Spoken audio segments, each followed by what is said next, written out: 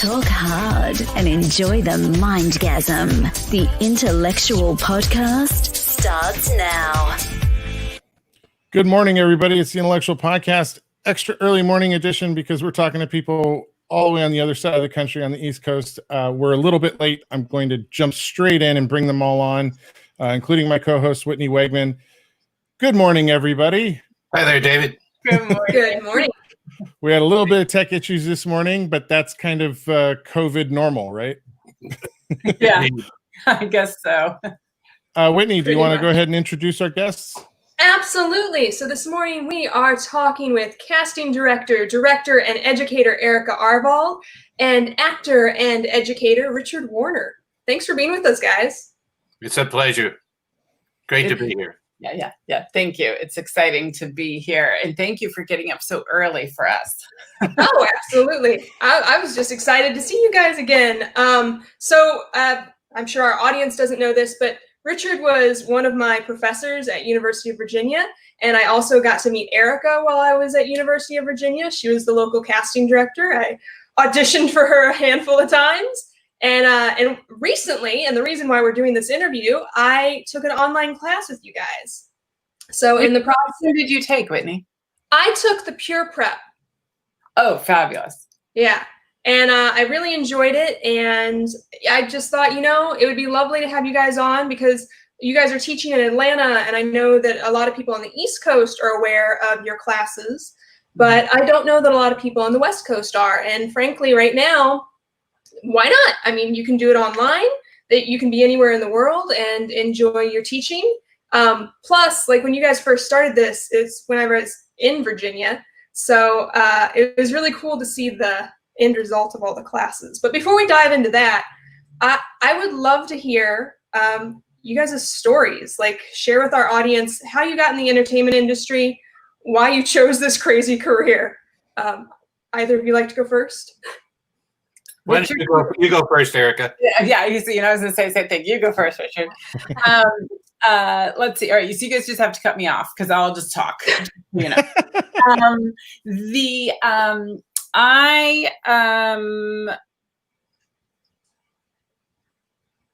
do I start? I directed my first play when I was 7. It was called A Charlie Brown Christmas, and I translated the animated show to what I thought was appropriate for theater. And then I also wanted to get the best Charlie Brown, and so I auditioned people, and no one was satisfactory to my 7-year-old brain, and so I played Charlie Brown. That tells a lot about me right now. I'm wondering, though, I always hide my self-view because I can't stand watching myself. And it's like, I'm only looking at myself. So more view. But I just wondered if there was a way I can hide my self-view. I'm sure we could have asked this way before. I don't think so. Okay. All right, cool. There we go. So I'm just going to ignore myself. This is what I teach now. So it's great. Have a Post-it note that you can put like right over yourself. I'm right there. Whitney's right underneath the camera. It's perfect. I'm looking right at you. Thanks. It's just like changing to only me on the screen and not. But needless to say, then I was an athlete and very into swimming and sports, and then I got injured and I found drama again. And when I went to DePaul University's theater school, which was formerly Goodman School of Drama, I found casting kind of by accident. I'm a very hands-on learner. I am not. I don't like learning about it without also doing it. I love learning a lot of things, but I'm a doer, and that's how I absorb information. And so when I was in my last years at DePaul, I interned with a casting director named Jane Alderman. And one of the first films I worked on was Backdraft. And Ron Howard was kind enough to literally, and show me how to make a movie. So I got very lucky, and Jane was unbelievably supportive. And then I moved to Los Angeles, and I lived there for a decade. And I had other amazing mentors, Gretchen Rennell and David Rubin, to call out the two big ones. And Dave is now, the president of the Academy. So that's no small feat. And I learned so many amazing things about casting. But I always was giving script notes. I was always teaching. My parents are both professors. And so, or my mother's a professor. My dad was for a minute and a half, and now he's an architect. I really have always loved the concepts of connection and knowing yourself and how to affect others and how to affect change and how we as people are all connected. I'm obsessed with aspen trees and how their root system is all connected. And I just feel like that's the film business and the acting business and so much of what we do, because arts are my passion and filmmaking in particular is a collaborative passion. And it's really interesting because even in this time of COVID, when we're all online so much, I still feel those roots connected. And every time we teach a class, every time I, give script notes or I'm talking to one of my showrunners in terms of wearing a casting hat, those are so right there as much as they were in person. And I think that's the power of what we do, is it doesn't even matter if we're literally in the same room together, because that's how powerful it is. So that's really not your question, but there you go. There's my answer. No, that was great. That was great. And I love that you mentioned about aspen trees. I actually got into this really intense conversation with my husband yesterday, and he said kind of the exact same thing. So we were just talking about everything that was going on and the interconnectedness of really the universe as a whole, and like that everything, it's none of it's in a vacuum, like whether it's ecology or social stuff, we're all interconnected. And he referenced the aspen trees. So when you said that, I was just like, a little bit clumped. That's real. I never knew that stuff about you, Erica. That's really cool to hear. This is an awesome video for me to be doing and hearing all this. Wow. Okay. I didn't know you were so emotional in the mornings, Whitney. It was beautiful. They were so well articulated and stated. It got me. Back to reporter mode. Okay. So Erica, at what point did you move from LA to Charlottesville? And are you still in Charlottesville? I am. I have a house in Charlottesville, and I also have a home in Atlanta, because a number of years ago, the company needed that, because I was going back and forth so much. I moved, I think my child had been born in LA, total, like in Variety. It was like mom pro, dad non-pro. My husband always laughs that he's like, "Oh, I'm a non-pro. I don't count." I'm like, "No, you're a pro, but in a different industry." But we moved in 2004. But I went back and did a couple films and navigated that. I have stories of being a mother, shipping milk via dry ice at FedEx every single day, like, because my kid was with my parents. I really did the working mother thing big time for a year. And then I just thought, let me make the move. And so I did not expect that I would work from the East Coast. Charlottesville, Virginia is not, I'm sorry, Virginia. I love Virginia. I love Richmond, because that is a hotbed of filmmaking, but Charlottesville is not a hotbed of filmmaking. It's the most amazing, gorgeous place to live, with happy, joyful, beautiful people. And I met people like Richard Warner when I first arrived, which was amazing. But to be able to have grown a company, we're in our 10th year now, in this industry, the home headquarters really is in Charlottesville.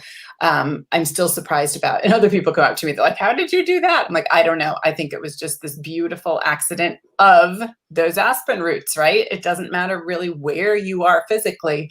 If you've got those, connections or that desire to listen and be connected, I think it's possible. That's cool. Yeah. So, now to Richard. I know that's a hard act to follow, but so how did you get involved in the industry, and what made you choose acting and then teaching as an extension? I want to actually first respond to act to follow.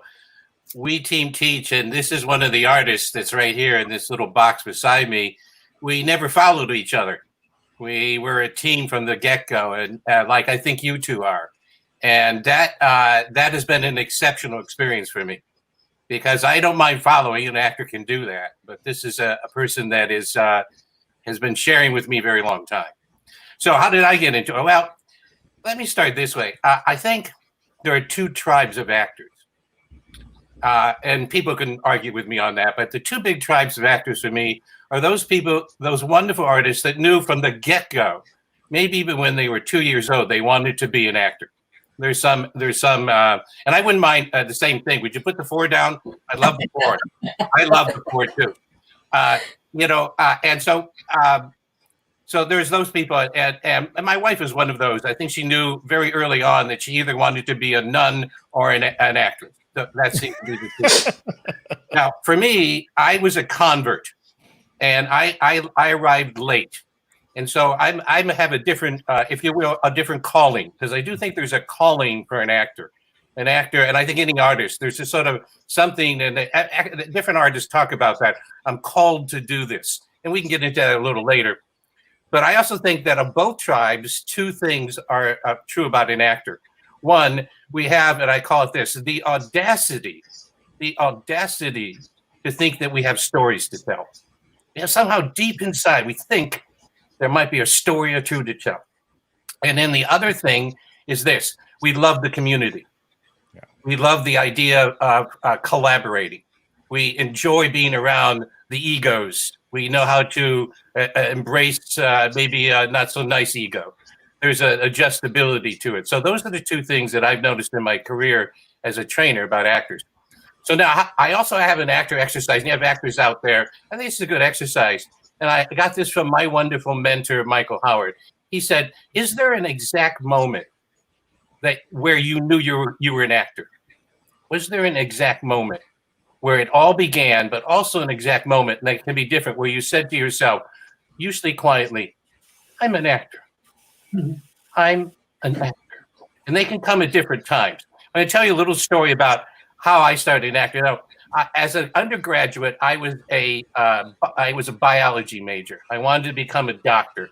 My dad had died when I was 16, and I had the audacity to think that I could cure cancer. So that's what I wanted to be. But I remember a Friday night, and it was in a really, really strenuous biochemistry lab. And I was at a Catholic school, and so I knew that dinner was going to be what we call mystery meat. Some kind of hockey puck-like fish dish. And I said, I'm not going to eat. I'm just not going to eat. So I was walking back to my dorm, and I swear to God, this is the truth, is I always took the route that was left around St. Joseph Hall. Well, this very day, I used to tell people, the right path. I took the right path around St. Joseph Hall, and I walked past a placard that said, auditions tonight for Mice and Men. And I walked by it, and I just turned briefly to look back at the placard, and a wonderful person popped out of a basement door. He says, he was lower than me, and he goes, are you here for the auditions? And I went, no. Grabbed my shoulder, pulled me in. His name's Bob Butler, a dear friend to this day, put a script in my hand and pushed me out on the stage, literally. So here I am in this stereotypic blackened hall on the stage, my knees knocking, and a voice comes from kind of a gruff voice from the seats. Well, begin. And he said, just read what's in front of you. So I read it, and to make a long story short, he called me that night and said, you are cast as Curley in Mice and Men, who's the villain. And that's the beginning of my career. Although the very beginning of my career, I played, I'm very proud of this, the second camel in the nativity scene. I have one of those stories too. I got to be the herald of the Lord whenever I was kindergarten. And I really, really wanted St. Joseph. I really wanted to be Joseph. That's awesome. I mean, passed his first camel. You hear that so often, like people who it's just by a fluke of fate that you find your place. I guess my question for you, Richard, is like, did you feel it? Like as soon as you stepped on stage, you're like, yep, this is what I didn't know I was missing it, but all of a sudden, like. That's a great question, Whitney, because, I'll tell you a story. Stanislavski did that. I don't know if you know this. Stanislavski had a very rich father. He was a gold merchant. They lived in a mansion, and his father built him a stage in their house. Stanislavski had the stage there, and he's one of those kids, and this is one of in the other tribe, who played old men when he was in 12. You probably have a character guy in your life that has done that all his life, and he said he knew he was an actor when he could feel the laughter hit him. He knew he was an actor when the laughter of the audience hit him and he felt the vibration of that audience laughter. That's when he knew that's what I wanted to do for the rest of my life. So it is a visceral response, that calling, in many ways. Actors describe it in different ways, but a lot of them say it's very palpable. It really is something that has an energy to it. And if an actor always have to be self-aware. If they can dig down deep and say, what was that pulse? Well, Erica has named it very nicely. She calls it, we got to keep that pilot light going. That might be your pilot light, the thing that got you going in this crazy business. And we were in the business, Eric and I continue to be in the business, where we're trying to keep that pilot light going for an actor. To be honest, trying to do that. Finding ways to do that in a daily way, especially now. So, yeah. Exactly. Yeah, it doesn't have to be in a job or in an audition. It can be every day as a daily practice to keep that going. Because artists are artists 24/7, right? Absolutely. Right. Yeah, it's definitely the job that you don't leave at the office, So I guess my question to both of you, because you started when you were young and you started when you found this, did that pilot light ignite in that moment, or was it at a later time? Like, did it ignite for you at Charlie Brown? Did it ignite for you when you had that guy, in the dark saying, now begin? Or was it a little later in that? I love this question, Whitney, because we talk about the pilot light, but I personally, and I don't know, Richard, if you feel the same way at all, but I feel like my pilot light was always burning. I just had to be able to discover where it was and find that light that was burning. So it wasn't that not that you're saying this, but it didn't turn on. It was me finding the room that it was burning in. And then I'm like, oh, this is my room. Got it. This is what it is. And I think that I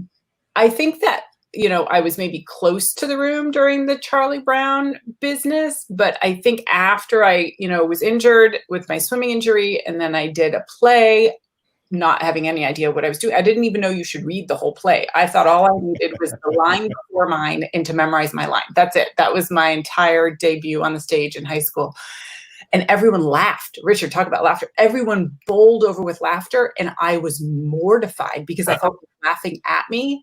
And then later someone had to explain to me that actually the character is embarrassed in that moment. So that's what was so great, is it was completely authentic and it was totally accidental on my part.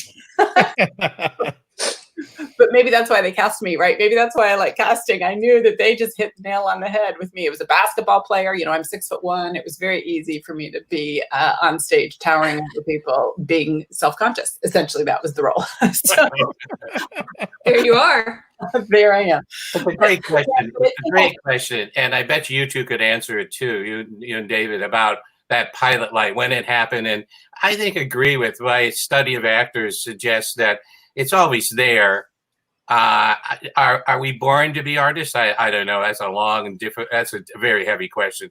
But I was also trying to discover. So I had a good friend said, "Have you found your art form yet?" I was a musician and I played sports. It was a whole bunch of different things until I found my way to this. And it was interesting because I think, again, the vast majority of might say, and you heard Erica, that it was a teacher or two, a mentor or two, that really, if anyway, sort of gave you permission that, okay, there's a door over there. The good teachers don't open the door for you. They sort of say to you, there might be a door over there you might want to investigate. So you have to take the walk to the door, grab the handle, and open it up and go. But that nudge in that direction is significant. And I've had 2 or 3 people that have done that for me, and are an amazing part of my life, because they were the ones that sort of said, okay, ignite the pilot light. Here it is. And then the good teachers have said, and it's your responsibility to keep that thing going. I ain't going to supply the gas. You have to do that. And that's been my story. My wonderful teacher, I want to mention Lynn Slavin, undergraduate, and again, Michael Howard, were the 2 that really said, you want to be an actor? Well, here's the thrills and spills of it. And here might be a path to do it. And that has been what I've been testing ever since. I ask actors, when do you know you're an actor? Or how long? And you've heard this, and Meister actually said, how long does it take to become a good actor? How long? And this is a really interesting question. I bet you every one of your listener viewers. I love how goal-oriented that question. Yeah, there's no kid. Yeah. I agree, David. Like, I figure about 5 years from now, I'll be an actor. But how long to be a master actor? Well, the only definition I get is when you there's no year to it. When you can successfully repeat something. And for me, it's not a journey. I don't call repeat for an actor. It's journeying through again. Because that means that your gift that is natural, instinctive, is now coupled with craft skill. And that you can do something even deeper on the 17th take than on the first take suggests that you might be an actor. People can do it spontaneously. Yeah. But what you want, if you're a director, is an actor in front of you who's constantly, curiously creating.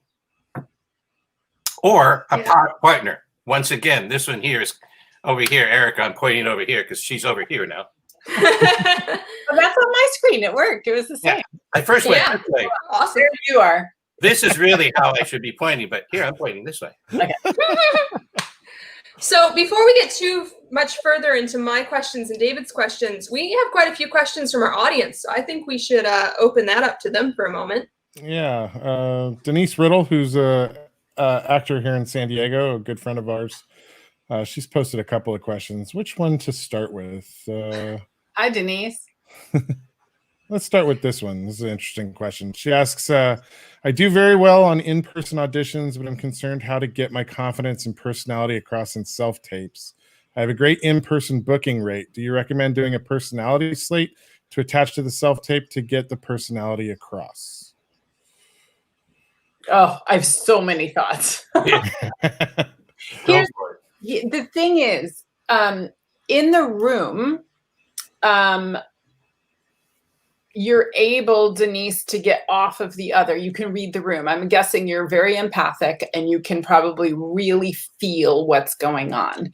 And the skill of observation of like looking at Whitney's face right now to see if what I'm saying lands there, and looking at David's face right now, and he's nodding a little bit, and looking at Richard's face right now. And that skill of observation is almost a translation from that feeling in the room to making it more visual and more audio oriented on screen. And the audio, I am one-sided hearing. And so it's a really interesting thing that I have found when I first went suddenly deaf in my ear. I was learning sign language because my brain was not able to differentiate between foreground and background noise. And I feel like on camera today, like with podcasts or Zoom calls or StreamYard calls, just like this, we're all having to use our bodies just a little bit more to express, because in the room, we can feel things. We can feel people's thoughts, but on camera, we have to be able to translate in just a slightly different technical way. And I think working on that skill would benefit you greatly with self-tapes, getting really comfortable with being able to move on screen, getting really comfortable with letting your vulnerability truly be open. So if you're doing a self-tape, so I'm crossing my arms, right? But if I put them down, you can probably tell, just look at me. You have no idea if my arms are crossed or not, but now they're uncrossed. And do you see that even makes a difference, because it's letting people see you? And that's the idea of a self-tape, is letting the casting director or producer or director find the character in you. Mm-hmm. So doing a personality clip is not really what needs to happen at the base level, in my opinion. That's still showing people that, oh, you have this personality. You're still showing someone that you can act this way. That's why people play emotion so much and not the action. You don't have to, as an actor, ever show that you can act. You just have to be and let people find that character in you, which takes craft, years of practice. It sounds really glib and easy to say in that one line. And you hear so many times, just be you, be yourself, be natural. We don't want to see you act, all of that. But that's what craft practice is. You can have crazy amounts of talent, as a callback to what Richard just said, but to utilize that talent into a career, you have to have a craft practice or a methodology of some sort that works for you. I'll just add briefly that our classes, and this starts with the total prep class and moves into the pure prep, are to do this. And let's use this definition of acting. This is one of the best, and that's Meisner's: living truthfully in imaginary circumstances. And our challenge as actors now in self-taping is the back end of that, imaginary circumstances. This is the room I self-tape in. How can I turn this in an imaginative situation so it's rich and alive, and I'm present in it, and my personality is present in the character in this imaginary situation? I don't have another actor. And so it's a really interesting challenge to do this. Even if I have a reader here reading, I have to create those conditions so that I can believe in them. And that you carry on right onto the set. I might be looking at a guy that's smoking cigar, a grip, and I have to be, present and alive in my mind's eye. Or standing on a green screen. Absolutely. Yeah. Absolutely. All that is our actor jobs. And so for me, I agree totally with Erica that just it's practice, and also this is a methodology, your approach. I would take a good look and see if you are just trying to project your personality in a character, may I gently recommend that what you need to do is maybe a deeper script analysis, so that you can actually embed yourself in a better way, in a more believable way, so that you're sort of, frankly, not thinking about yourself, but you're taking care of the character. Yeah, Whitney and I had that conversation just a month ago while she was practicing a bunch of self-tapes. Consequently, that was right around the time I took their class. That's when the conversation came up. I think this is actually a fine time, because this question led us into that. Let's talk about, how did you guys meet? How did you guys decide that you wanted to teach together? And we'll start with those two. And then I have a third one, but let's start with those two. When I first arrived to Charlottesville, I had a I went to DePaul University's theater school, and there was a master's student named Charlie Hutchinson, and I was an undergrad and he was master's, but we were all together in class. And he was in California, and he was like, Erica, you're moving to Charlottesville. There's one person on the planet you have to meet right away. And his name is Richard Warner. He was my undergrad acting teacher, professor. And so I did. I think I reached out to Richard, and I think we just started talking. I went to your office. You shared an office with, who is it? Someone who was he a clown? What was his name is Levon Hohen. He's a circus historian. Yeah. So I had people that we shared an office, and I was in the back end of the circus. Yeah. So I was like, oh, this is my people, walking in just with circus. It was great. Yeah, I always thought that. And then Richard, I think you asked me to guest in a class shortly thereafter, and take it from there. That's when it began. So what happened in the class is that I brought her in for a week or two to do master class, and she would be sitting in the chair, and I'd be running the camera behind her to tape it and all that. And then one day she turned around, and this literally happened. She said, "So what do you think, Richard?" And so we started a dialogue. And we did that through a couple of master classes. And we walked out of that classroom, we looked at each other, and both spontaneously said, this is sort of working. So team teaching is a really interesting, rugged sport. And sometimes it doesn't work if egos clash and all that. But we sort of organically, if you want to use that word, knew that this was going to work. But where it really, I think, started to happen is when we really started to find the like mind. And it was this. One of our colleagues, we would walk down the mall in Charlottesville and have a cup of tea and just chat. And one day, one of our colleagues came and sat beside us, and we were sipping tea and just dialoguing. And she said, I think people need to hear this. I think people need to hear what you guys are sharing. And she turned that into video blogs.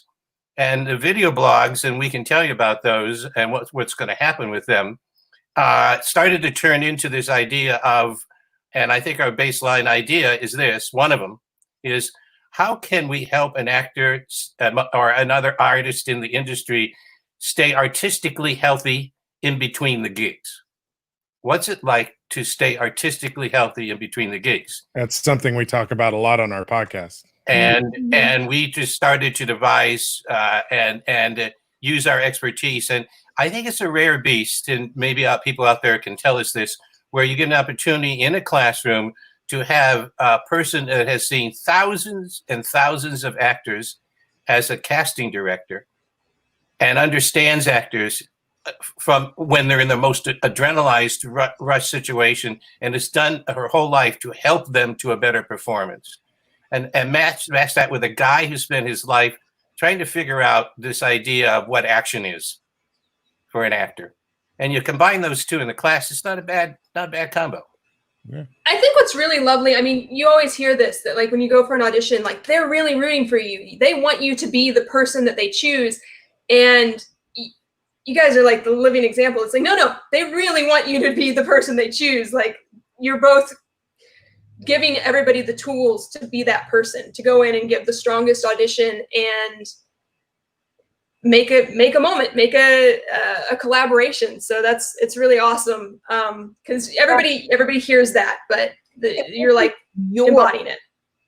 Yeah, making it yours. I think that's the thing is, you know, how does one stand out if we're talking about an audition scenario, not a set after you've gotten the role, but truly how, because everyone's like, oh, I'll make a bold choice. I want to be a little different than everyone else. But the only way to truly be different is to be uniquely yourself.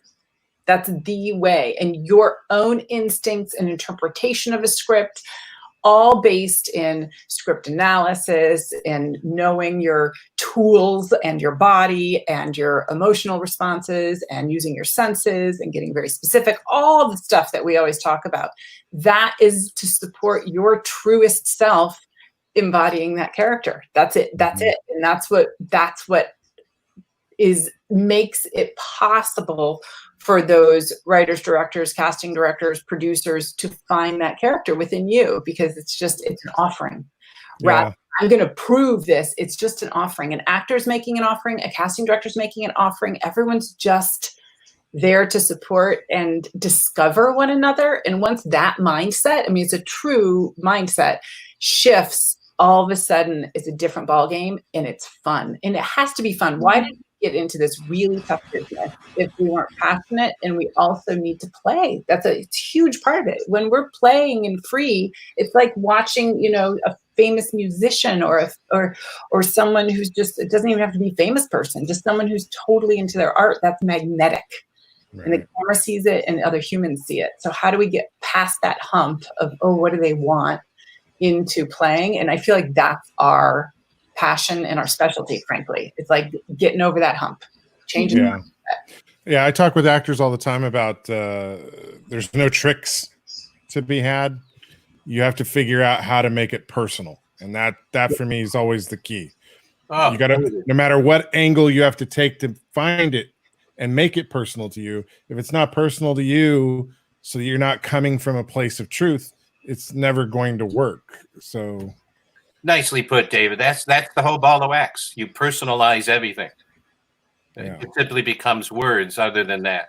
Really, that's it. Now, that's no mean feat. No. Exactly. That's a lifetime of work. It's a lifetime of work to intellectualize that concept and then figure out how to get it out of your way so you can do it. Yeah. Many teachers, and it's a great way of looking at it, say, okay, you do all your preparation, then you let it go. Well, Eric and I were sort of uncomfortable with that in the sense of what are you letting go of? What letting go of what? So we call it the leap. Once you prepare, you have to take a leap. Right. You have, and that takes an act of courage.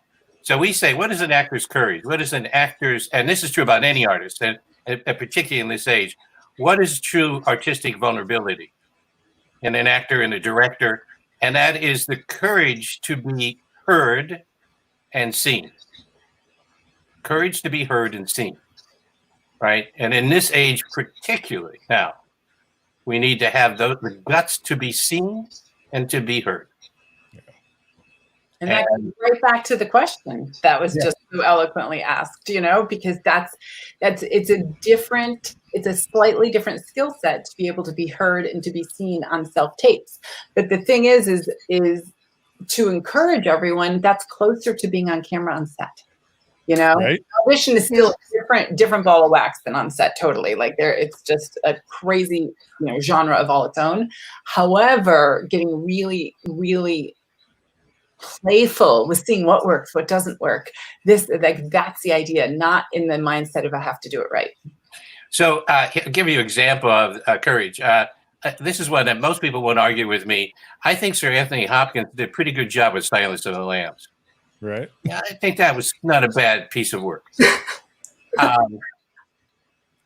And he took the risk of using himself. Yeah. He was a gentle, courteous Englishman, and it scared the heck out of us. He plumbed the depth of his own ideas about that vicious character and came up with that master performance. Yeah. So it's an example, and you can use other examples. So again, I'll ask those actors out there to reach deep inside and say, was there a moment or two in your career where you truly were vulnerable, where you truly were personal, where you truly let it all hang out? And then this, didn't it feel great? Better than any drug. Maybe not as good as sex, but pretty good.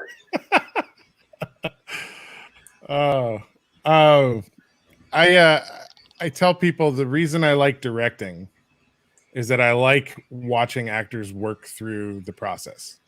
And I love that eureka moment on set when you can tell they've finally gotten past all the barriers. Yeah.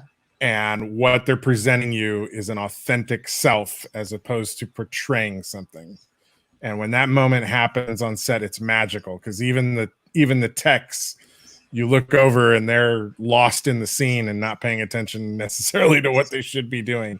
And you've hit that spot. And I just love it when you get to that point.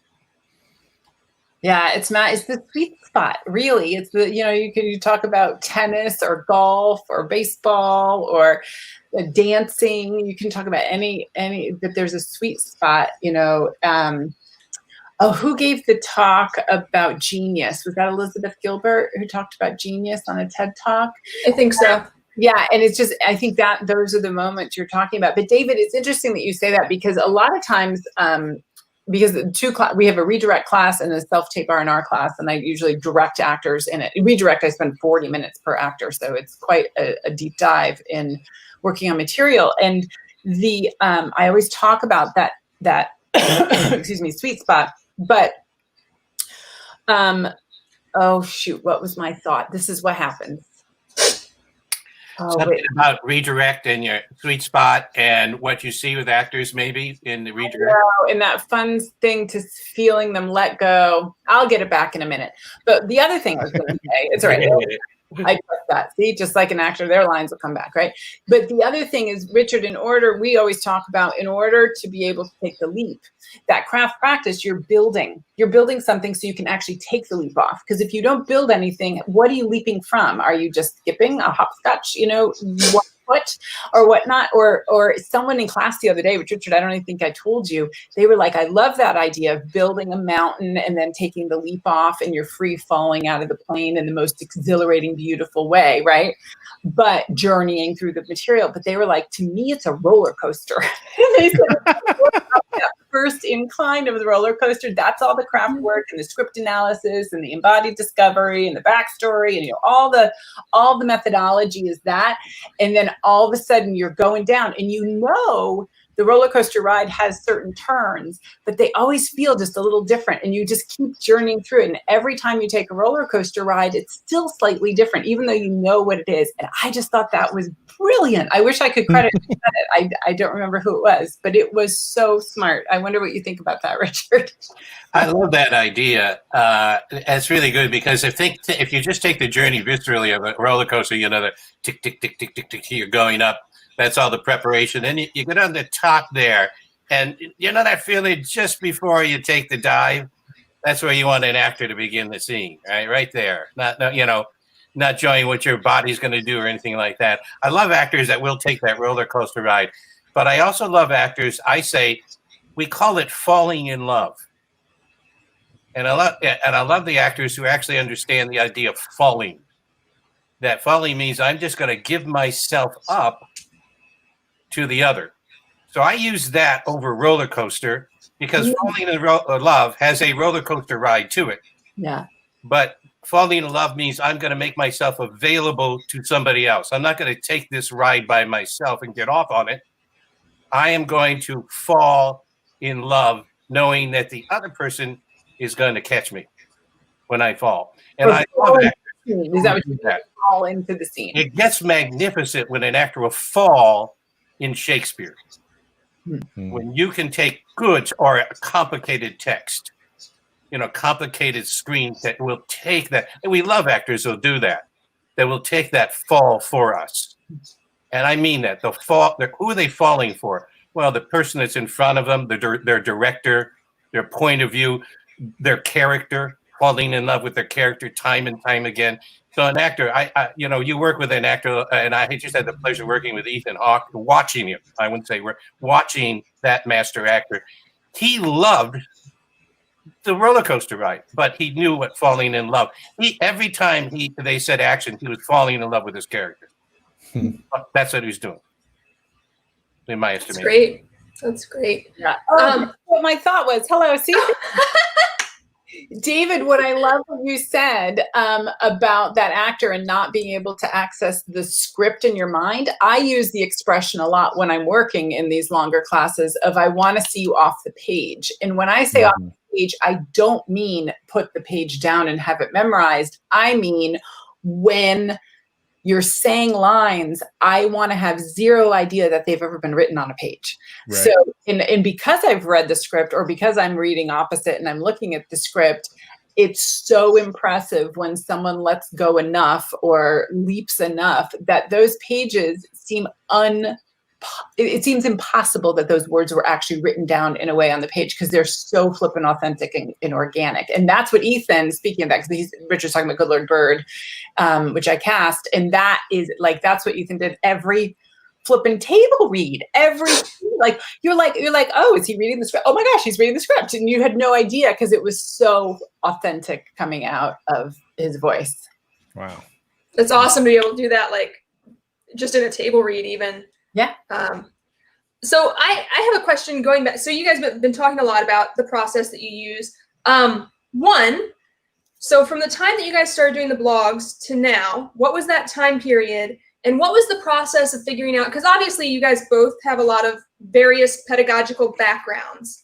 How did you decide what was going to go into your training? Because, having taken the class, there's a lot of Stanislavski, but it's different than say doing straight Stanislavski from grad school or something like that. So what was the time frame and what was the process of figuring out how you were going to teach this?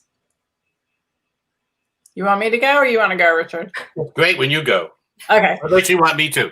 No, I'll go first. Then you fill in the blanks. All righty.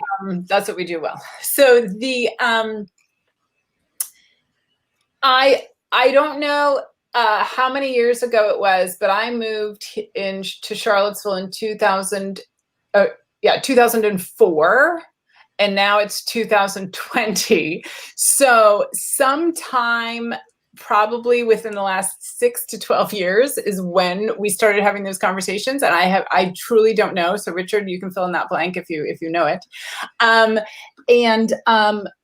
We really were hunting for and always talking about craft. And I was constantly intrigued with the nuanced differences between craft practice in theater training and craft practice in film and television training. And because I went to, DePaul, which was Goodman School of Drama, like I had 4 years of Stanislavski, and it was very theater training heavy. And that I understood it. And then Richard obviously is a historian and a seasoned pro at knowing every ounce of Stanislavski and all of its derivatives.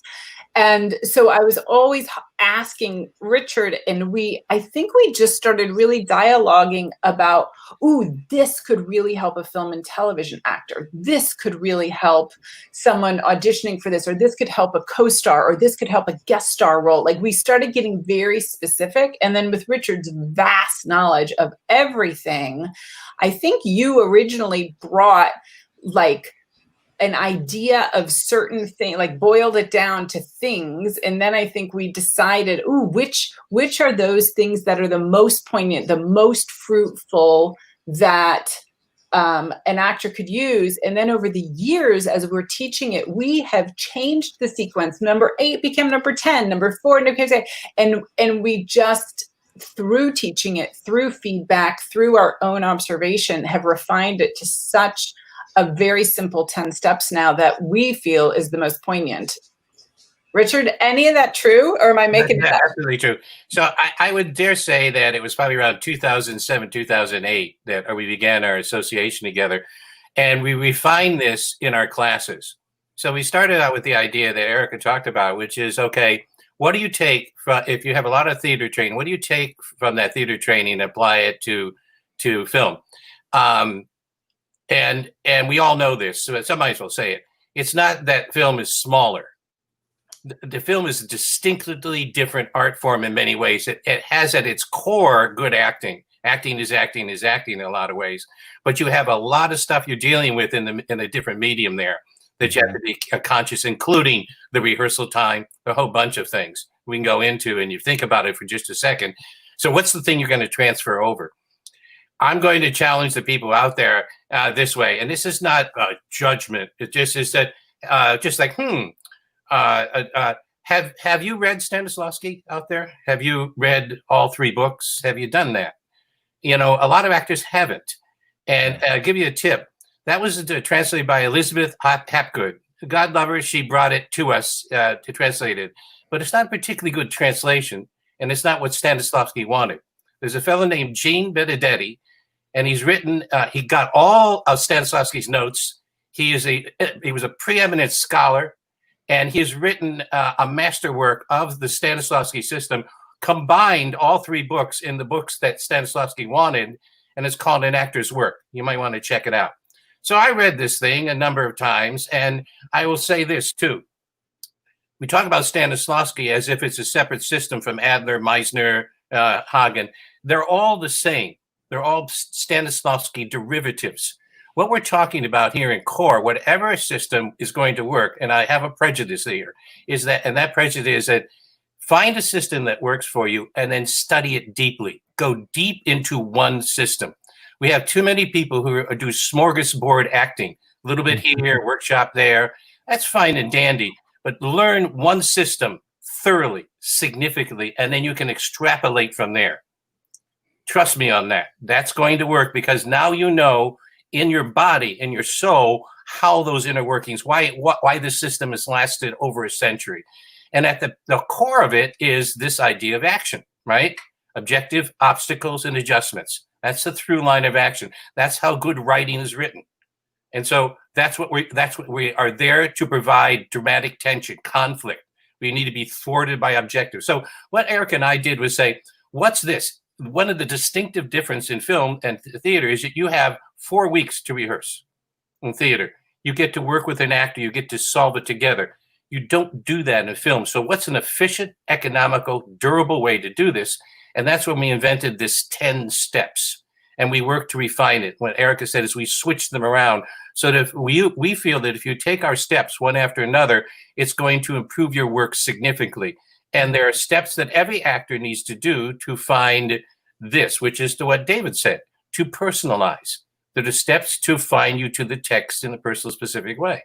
And so what the wonderful thing that we did is that we devise these things and we teach and we go, what happens if we put this step up here? What does that do? And then we talk like crazy about all that. And then this one over here, I did it right. She started to invent exercises that complemented my exercises, and she started to refine my exercises. So we have not just intellectual ideas. David said it too. You just don't want some, okay, what's action? If it's up here, and only up here, you're in trouble. We have to get this into their body. We have to, what we call embodiment. We have to know that action is a point of view that has everything to do with your senses and your aliveness there in the present moment. And so we're hoping that what we do in the first 5, we have 10 steps. The first 5 is that we, in fact, ask an actor to take a thorough and deep script analysis, and then in 6 through 10, to take it on a journey and to embody it, to get on your feet and really work it. And so that's, I think, a refinement, and most of our classes are sort of designed around that in some way. Is that fair to say, Erica? Yeah, I think so. And we've always called it total preparation. And you could, our class, our total preparation class is 4.5 hours. And it's essentially the curriculum of year 1 of graduate school, very much consolidated and potent, whatnot. But we could take our total prep curriculum, and we could spread it over 8 weeks, 12 weeks, 15 weeks, because you can always go deeper and you can always go better. But the beauty of it is we had to be realistic and say, how can someone apply all 10 steps when they have 24 hours notice for an audition? Like, that's the reality we're in, right? And that, Whitney, that's the class Pure Prep that you took, which is really a 90-minute journey. And we actually just recorded the audio version. So you can get the audio version and do it anytime you want to and listen to us guide you through all 10 steps, like a meditation, but it's a preparation. And I was listening to it last night, checking everything because we're about to launch it. And I almost fell asleep, Richard. I was like, so soothing, doing the sensory exercises. The ASMR recording. Just zenned out. So from my experience taking that class, and I've used your 10-step format for every self-tape I've been doing over the past few weeks. Oh, cool. Oh my gosh. Can I tell you, one of the biggest things, if I took nothing else away, doing the character work for 1 hour cuts down memorization by 75%. It's amazing. It takes me half hour, maybe an hour to memorize 2 or 3 pages now if I have done the character work. Yeah. And it's so weird. Sorry, Richard, but before this thought goes away, you said acting on camera is not smaller, right? And what I've been telling people is it's the same process, it's just compressed. And what I love about theater is it gives you a lot of all that time in rehearsal, all that time working with your director and the other actors helps you kind of build the house, right? Film doesn't give you the time to build a huge mansion, but you can build a tiny home and the basic structure is the same, right? So you got to figure out how to build a tiny home for film so you can live within that space for the little bit of time that you have to be there. And I think for me that analogy is kind of like, it's all the same building materials. It's just a different structure. I love it. That's good. I like a couple of responses to things. Erica said that it was like what we convinced is a year of graduate school. Remember she said to expand it? Well, these are the ideas that you might receive in the first semester of a graduate school with this in mind. You don't get good at this unless you practice. Mm-hmm. You're not going to build a tiny house unless you know how to deal with the wood, and your first house might be just a bloody mess. But eventually, if you and that's why I like to use the house metaphor, because we all understand craftsmanship. Absolutely. And the fact that You know, Yeah. somebody has to learn and take the time to be able to construct something like that. Can I tell you a little story? I work with a master carpenter at my pickup job to keep my kid in diapers when I was a young actor in New York City. And he was a master carpenter. And I am pretty good with tools. And I was planing a piece of wood. And he came over to me and said, "What are you doing?" And I said, I'm planing the wood like you told me. He said, "You're destroying the wood." He says, "You're hacking at it. Let the tool do the work and let the wood let you know what you're supposed to plane." I thought, "Ooh, this is pretty heavy, Zen-like." But you know what? He was right. I was pushing the tool rather than letting the weight of the plane sculpt the wood. And he said, "You're not looking at the wood. What do you need to do next?" You know, I'm just planing away. And it was an acting lesson. Yeah. Acting lesson. And I love the tiny house metaphor. Now, I'll give you another one. There's a wonderful book called Talent Code. And this journalist went around and he said, what is it, these little pockets of place where there's incredible talent coming out? What are the factors that allow this one place in Russia to have amazing women tennis players? And I'll just use one. And I think that follows your example of tiny house. Someplace in Brazil, there's a man who's produced an amazing amount of soccer players. And he doesn't have all the fancy equipment and all that. He has a tiny little shabby gym, and it's really small. So what he's done with his players is that rather than having a full field to do it, he's compressed the game. So the game's moving much quicker. And they have to make moves and be spontaneous and figure out things to solve. And so they became totally much more skillful than the other players because they can move more rapidly, more fluidly. They think quicker. And so they became the stars. Yeah. Compression or ideas like that can help. And that's what we're trying to do. We're trying to challenge the actor with the idea, trust your first impulse. What do you think presence is if it's not your first impulse? First impulse has to know this, which is I can build a tiny house now if I'm really good. If I practice if I practice a lot, then I can build that and it can be really, and then I can move on and do it. So I love your analogy. Impression is really what helps an actor in film and TV. Yeah. Richard, I think that example that you gave of this tennis trainer is a perfect description of the class that you guys provided, because having gone to grad school, it's like, yeah, it's kind of the same information, but that information was for 2 months of training, you know, for a theater production where you have the time to slowly, you know, dive through the character. But doing a self-tape, yeah, you may have 24 hours, you may have 3 hours. And how do you compress that? And you guys give that to everybody in a really just nicely presented package. Like, here you go, follow these steps and it will happen. And like I said, I've been following these steps ever since I took the class. I'm like, oh, it's so much easier. Thank you for saying that.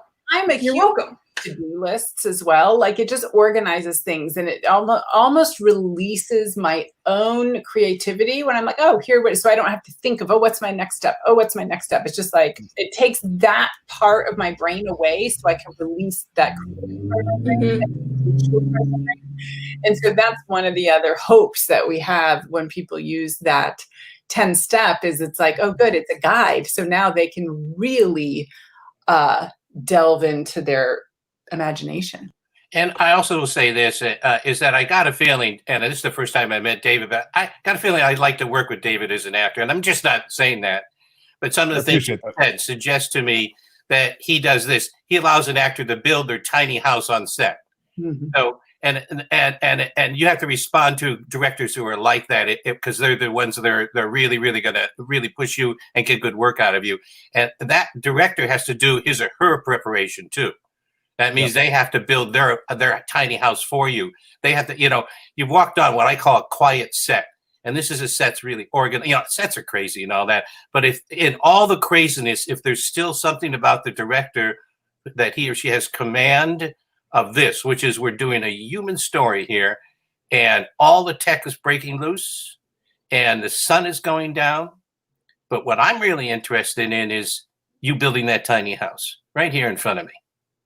Let me see you do it. And then really getting out of your way a little bit, but also nudging, saying, here's a hammer. Why don't you try that? That kind of stuff, to use the metaphor.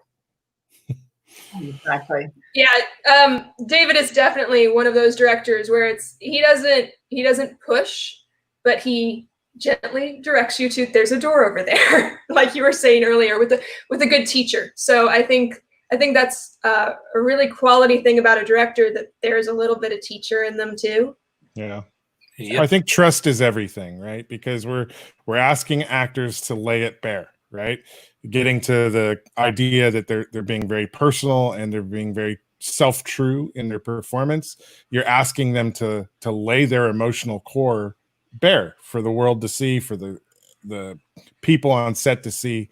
And I feel like as a director, it's my job to give them a safe space to explore that, to find that without fear of judgment or ridicule in the process. They've got to find their way there. If I'm a detraction from them being able to get to that spot, I'm not doing my job. So that's my philosophy as a director. Beautifully said. I think that's beautiful.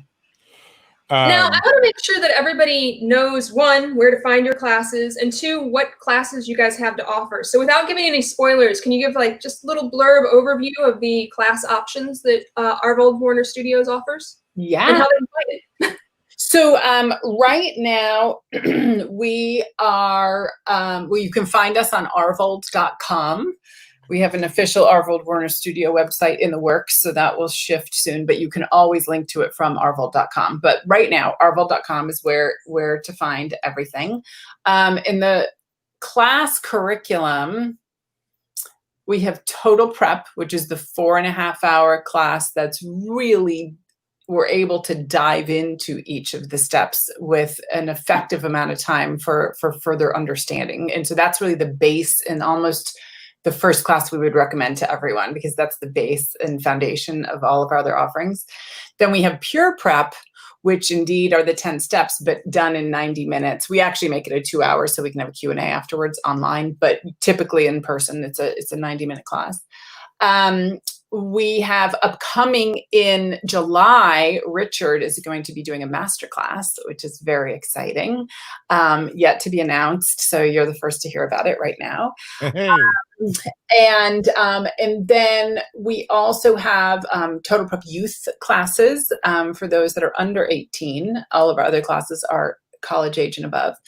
And I teach self-tape R&R, where R&R is not rest and relaxation, but that is how you will feel after the self-tape class. Not worried anymore, but it's actually for review and refine, because we review self-tape that the actor provides, and then I get you on your feet and we start refining it just to see if there's deeper script analysis or enhancing the environment or some real specific sensory work that needs to be done to see how we can refine that performance. But we review technical issues as well.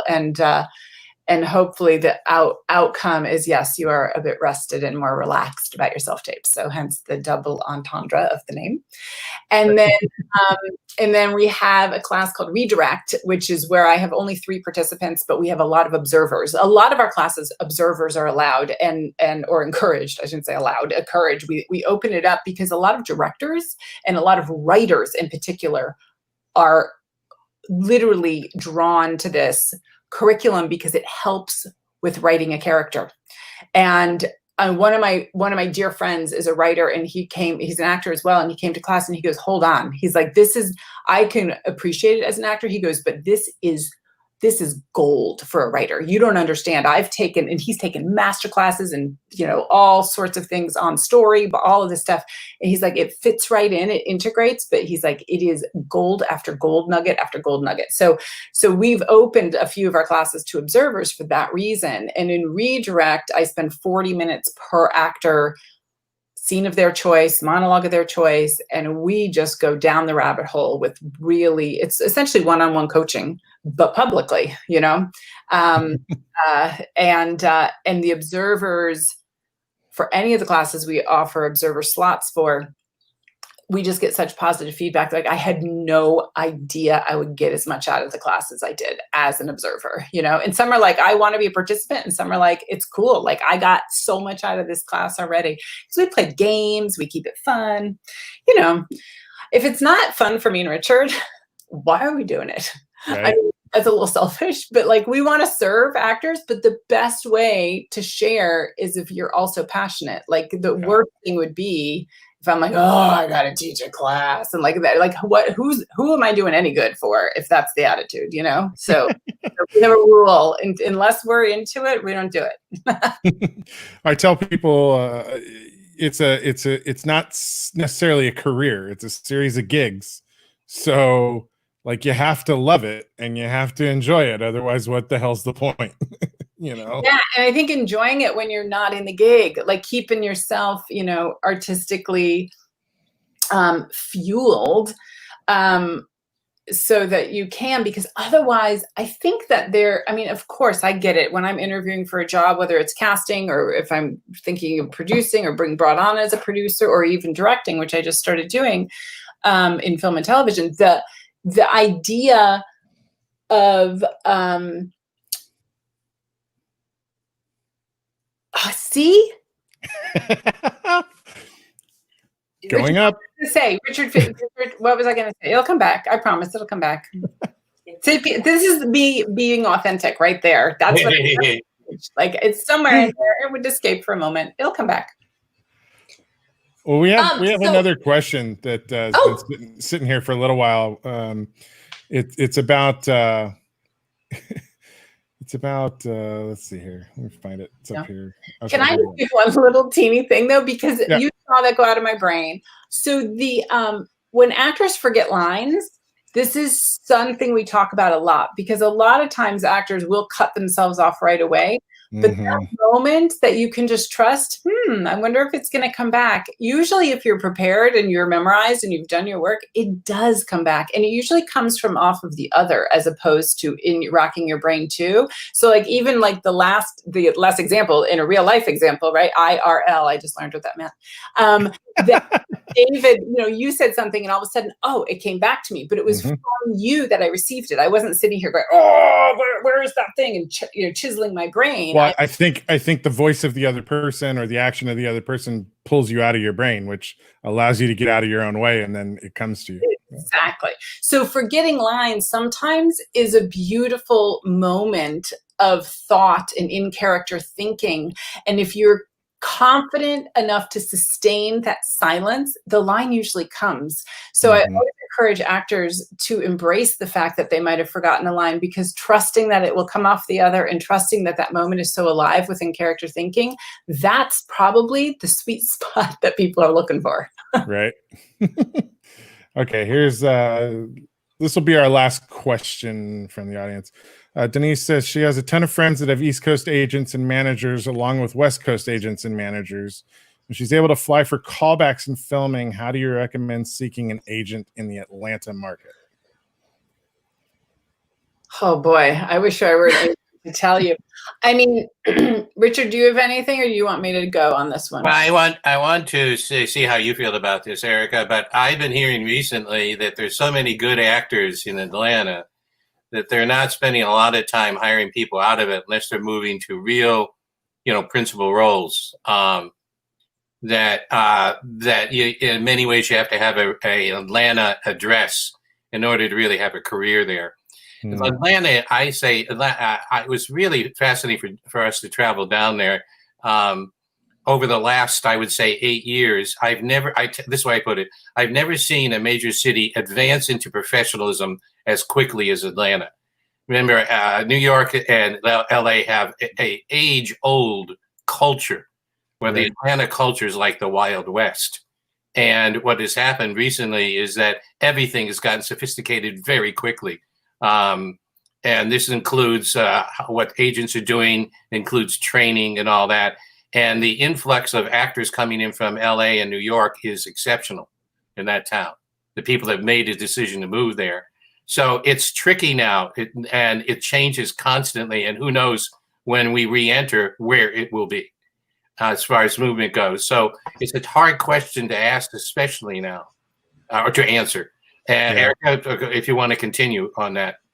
Yeah, I think it's really fascinating. I think one of the many factors about wanting an agent in certain localities is because the way that the most popular system works, which is breakdown services, is that agents can submit to breakdowns that are released in certain areas. And so if I am releasing a breakdown in the Southeast and Mid-Atlantic only, then unless an agency based in Los Angeles has a bricks and mortar office in my area, they cannot submit to me. So they don't even see my breakdowns, right? Mm-hmm. And I have to choose what area. And so those agents, if there's an actor that lives in Atlanta, but only has a Los Angeles agent that does not have a partner in Atlanta and doesn't have an office in Atlanta, that actor in Atlanta is not physically able to be submitted via breakdown services by that Los Angeles agent if I've only released it in my area. So that's what I think is one of the probably many catalysts to the question and the division of drawing those lines around certain regions and areas. And I get it, because if I sent out a breakdown that was nationwide, it would be thousands and thousands and thousands of submissions and it's just overwhelming, impossible to go through. Yeah. So I think it's important to be very cognizant that are you really represented in the area that you have a home or whatnot? But if you're talking about, and I'm reading into this question, if you're talking about being hired as a local hire and you have a place to stay in Atlanta, but you actually live in Los Angeles, my rule of thumb is if you get a call, can you be there in 3 hours? Can you literally be to where they're saying in 3 hours? No questions asked, easy peasy. And a cross-country flight does not qualify the 3-hour rule in my own book. Yeah. So, there's a whole lot to be said about local hires, and it changes all the time, but that's my own kind of bar right now. So from my experience, you guys are spot on, because my family still lives in Atlanta, and I've talked to my former Atlanta agent about this exact thing. And she said pretty much verbatim what you said, Erica. She's like, it's great. I wish I could, but if we need you here fast, there's just no way. So I think that's kind of the consensus that I've experienced. Yep. Oh, well, guys, it's been it's been over an hour, which is fantastic. Thank you guys so much for taking the time. And I hope that everybody who's listening goes in and checks out your website at arvold.com. And, I hope we can have you guys back on again down the road as your teaching offerings increase and there's more to talk about, especially after things open back up and we get a better fix on what this industry is looking like after quarantine. Yeah. Erica, I would really like to have you back on to talk about your directing, because you just directed a movie and we haven't gotten to cover it. That's okay. I would love that, Whitney. I flip and love talking on these things, I miss so much being in, a collaborative in-person setting, just batting things around. And this is very fulfilling to me right now. So thank you very, very much for inviting us. Well, thank you for joining. We really enjoyed it. This is a great conversation. It was. And to all of our live audience, thank you guys for joining us. This has been the Intellectual Podcast. I'm with Richard Warner, Erica Arvold, my co-host Whitney Wegman-Wood. I'm Dave Dawson. Be sure to check out more of the podcasts at ixe.us, and be sure to subscribe to us on YouTube, on Facebook, and any of the podcast platforms that you may listen to us on. Until next time, thank you all so much. Bye-bye, everybody. Bye, everyone. Bye.